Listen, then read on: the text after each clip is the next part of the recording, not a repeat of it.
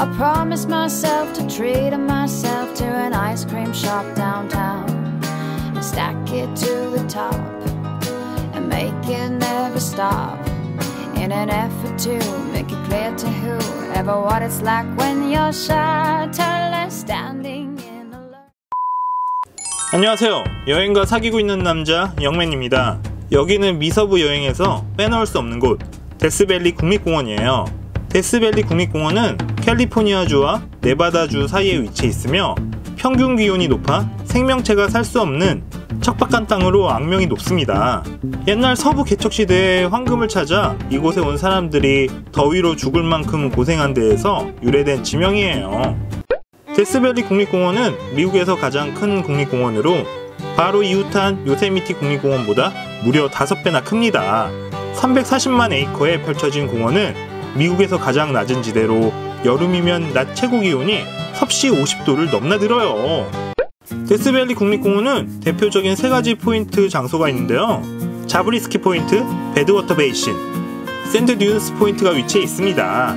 데스밸리는 멀리서 보면 비슷비슷한 지형이 이어진 것 같지만 들어가 보면 완전히 다른 뷰를 가지고 있는 게 특징이에요. 그리고 다른 국립공원과는 달리 매표소가 없어 무료 입장이 가능합니다. 가장 먼저 방문한 곳은 자브리스키 포인트입니다.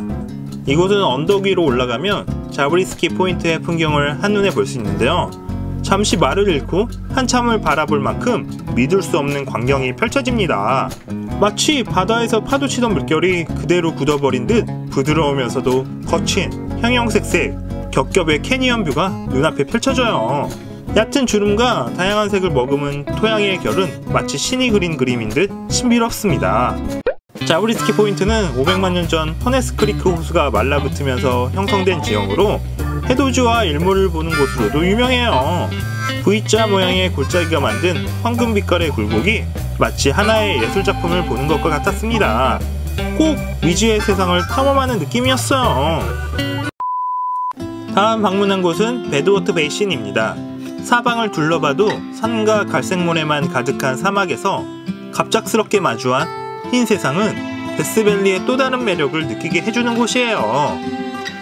배드워터라는 이름의 유래는 말 그대로 이곳의 물이 마실 수 없는 물이기 때문입니다. 그리고 데스밸리에서 가장 낮은 지역으로 해수면 아래 86m에 위치해 있어요. 이곳은 수십만 년 전에는 길이가 약 130km, 깊이 183m의 호수였습니다. 하지만 기후가 바뀌고 호수가 다 말라버리면서 물속의 미네랄이 퇴적되었어요. 비가 내리고 다시 호수가 마르기를 반복했으며 미네랄이 수천 년간 쌓여 이런 지형을 만들게 되었습니다. 사람들의 행렬을 따라 하얗게 난 길을 걸어 3km 정도 들어가면 끝을 알 수 없을 정도로 넓은 하얀색의 소금 평원이 펼쳐지고 있어요.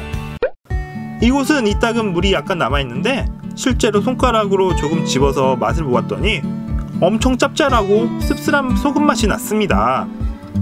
이곳의 물은 다른 바닷물보다 4배 정도 더 짜다고 해요. 데스밸리가 간직한 멋진 자연경관은 그곳에 도착하는 것만으로도 여행의 참 묘미를 만끽하게 되는 것 같습니다. 그리고 점심 식사를 하기 위해 데스밸리 국립공원에 위치한 리조트를 방문했습니다. 무성한 야자수와 어우러진 리조트의 모습이 매우 아름다웠어요. 데스밸리와 같은 불모지 땅에 이런 리조트가 있다니 마치 오아시스와 같은 느낌이었습니다. 리조트 내에 있는 레스토랑 안으로 들어왔어요. 웨스턴 스타일의 인테리어가 매우 매력적이었습니다. 특히 가장 마음에 드는 것은 쾌적한 분위기에서 식사를 할 수 있었다는 것. 완전 제 스타일이었습니다. 레스토랑 점심 식사는 뷔페식으로 피자, 스파게티, 소세지, 샐러드 등이 제공되었어요. 대체로 음식들이 깔끔하고 괜찮았습니다. 식사를 마치고 방문한 곳은 데스밸리 국립공원 비지터 센터. 이곳은 데스밸리 국립공원을 찾는 여행자들을 위한 곳으로 데스밸리에 관련된 정보와 자료들이 전시되어 있습니다. 비지터 센터 내부에서는 지금까지 이곳의 지질이 형성된 과정, 인류가 살았던 역사, 동식물에 대한 다양한 자료를 볼 수 있어요. 비지터 센터를 둘러보니 죽음의 계곡인 데스밸리에 대한 인식이 바뀌게 되었는데요. 죽음이 아닌 척박함을 딛고 자라나는 생명의 신비함을 느낄 수 있었습니다. 장엄하고 화려했던 데스밸리 여행의 방점을 찍기 위해 마지막으로 방문한 곳은 메스키트 플랫샌드 듀스입니다. 접근성이 뛰어나고 아름다워 공원 내 형성된 5개의 사구 중 가장 인기가 높아요. 이곳은 끝없이 펼쳐지는 황무지 중간에 아프리카 사막에서나 볼 수 있는 모래사막이 펼쳐집니다. 지금까지 본 데스밸리 국립공원의 분위기와는 매우 다른 곳이에요. 그리고 22제곱킬로미터에 달하는 규모로 모래사구의 능선을 따라 자유롭게 하이킹을 즐길 수 있는 게 특징입니다. 이곳은 서쪽에서부터 바람에 실려온 모래가 분지에 고립돼 차곡차곡 쌓여 그 위로 또 다른 바람이 이리저리 불며 언덕을 조각했어요. 모래를 가만히 들여다보면 바람의 흔적이 고스란히 담겨져 있습니다. 모래 언덕들은 작은 물결이 모여 모래파도를 만드는 풍경이 사막의 신비를 더해줘요. 사막의 거칠지만 아름다운 자연 풍경이 저의 마음을 사로잡았습니다. 저녁 식사는 시푸드 레스토랑을 방문했습니다. 이곳은 뷔페식으로 다양한 종류의 해산물과 고기들이 제공되었어요. 레스토랑은 넓은 규모와 더불어 동선의 이동이 편리하고 신선한 해산물이 다양하게 준비되어 있어서 매우 좋았습니다. 맛있는 음식을 먹다 보면 힐링이 되는 느낌이에요. 이런 맛에 여행을 떠나는 것 같습니다. 완전 최고! 그리고 오늘 머무는 호텔은 윈덤 비살리아 호텔입니다. 이곳은 캘리포니아 중부 비살리아에 위치해 있으며 5층 규모의 총 256개의 객실을 보유하고 있어요. 객실 시설은 모던하고 심플하게 디자인이 되어 있는 게 특징입니다.